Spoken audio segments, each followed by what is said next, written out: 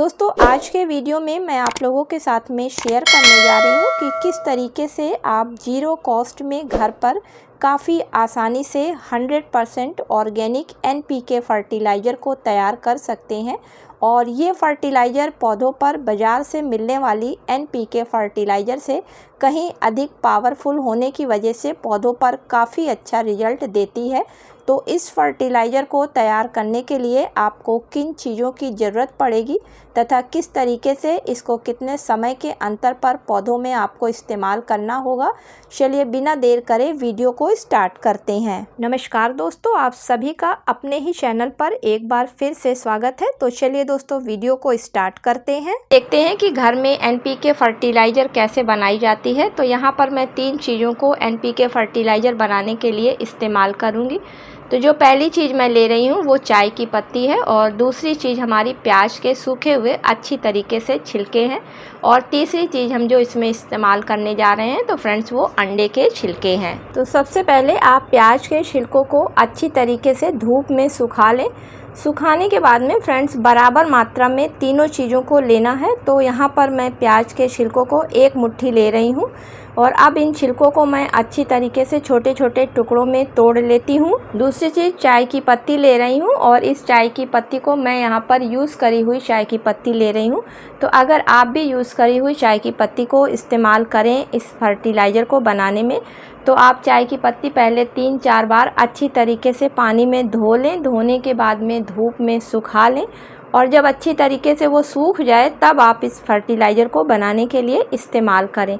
और अगर आप फ्रेश चाय की पत्ती ले रहे हैं तो नीचे जो बची हुई चाय की पत्ती पाउडर के रूप में होती है, उस चाय की पत्ती को आप इस फर्टिलाइज़र को बनाने में इस्तेमाल कर सकते हैं। अब फ्रेंड्स तीसरी चीज़ जो ले रही हूँ वो अंडे के सूखे हुए छिलके हैं। तो इन छिलकों को भी पहले अच्छी तरीके से धोकर धूप में सुखा लेना है, उसके बाद ही इसको फर्टिलाइज़र बनाने के लिए इस्तेमाल करना है। अब आपको क्या करना है कि अंडे के छिलकों को लेना है और प्याज के सूखे हुए छिलकों को लेना है, और दोनों चीज़ों को मिक्सी में डालकर दरदरा सा पीस लेना है। तो फ्रेंड्स यहाँ पर ध्यान रखना है कि तीनों फर्टिलाइज़र का रेशियो बराबर होना चाहिए। तो मैं यहाँ पर 1-1 चम्मच आपको तीनों चीज़ों को लेकर इस फर्टिलाइज़र को तैयार करके दिखाती हूँ। तो 1 चम्मच चाय की पत्ती ले ली है, और 1 चम्मच मैंने इसमें दरदरा पिसा हुआ प्याज के छिलकों को ले लिया है, और 1 ही चम्मच मैंने यहाँ पर अंडे के छिलकों को लिया है।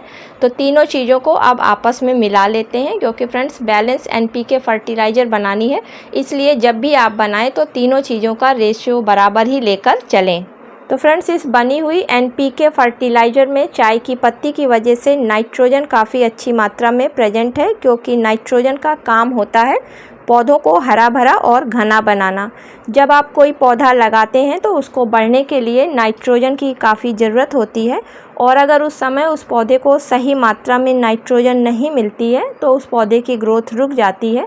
इसके अलावा प्रकाश संश्लेषण की क्रिया में वो क्लोरोफिल को बना नहीं पाता है, जिसकी वजह से उसकी पत्तियों का रंग हल्का हरा हो जाता है।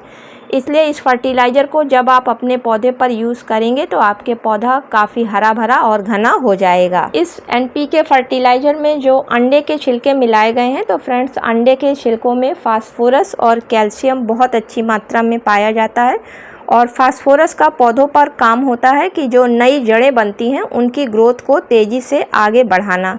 इसके अलावा जो फल और फूल बनते हैं उनकी संख्या को भी बढ़ाना, और जो कैल्शियम इसमें पाया जाता है वो तनों को और शाखाओं को मजबूत करता है। इसके अलावा कैल्शियम और फास्फोरस की पौधे को तब सबसे ज़्यादा ज़रूरत होती है जब पौधे पर फूल आने का समय होता है। तो अगर उस समय पौधे को फास्फोरस की या कैल्शियम की कमी हो जाती है तो फ्रेंड्स पौधे पर फूल या फल छोटे आते हैं, दूसरा फूल या फल झड़ भी जाते हैं कैल्शियम की कमी की वजह से, और उसकी पत्तियां भी पीली होकर धीरे धीरे नीचे गिरने लगती हैं फास्फोरस की कमी की वजह से।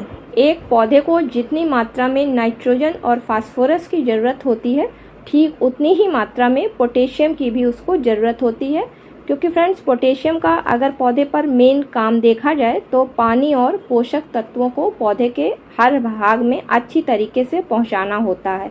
इसके अलावा इसको इस्तेमाल करने से पौधे पर फल और फूल जल्दी आते हैं, साथ में पौधे पर किसी तरीके की बीमारी या फिर जड़ों में कीड़े जल्दी नहीं लगते हैं, क्योंकि पोटेशियम में सल्फर की भी मात्रा शामिल होती है। तो चलिए फ्रेंड्स, अब इसको देख लेते हैं कि पौधे पर देना किस तरीके से है। तो 1 चम्मच इस फर्टिलाइजर को लेना है और 10 से 12 इंच के गमले में गमले की मिट्टी की गुड़ाई कर इसको मिट्टी में अच्छी तरीके से मिला देना है। अगर गमले की मिट्टी गीली है तो उसमें पानी नहीं डालना है, और अगर गमले की मिट्टी सूखी है तो उसमें पानी डाल देना है। तो फ्रेंड्स, इस तरीके से आप लोग भी NPK फर्टिलाइज़र, जो कि बिल्कुल फ्री में तैयार होती है और काफ़ी पावरफुल होती है, इसे बनाकर और लंबे समय तक स्टोर कर घर में रख सकते हैं। उसके बाद फिर जब आपको ज़रूरत हो तब आप अपने बगीचे के पौधों पर इस्तेमाल कर सकते हैं।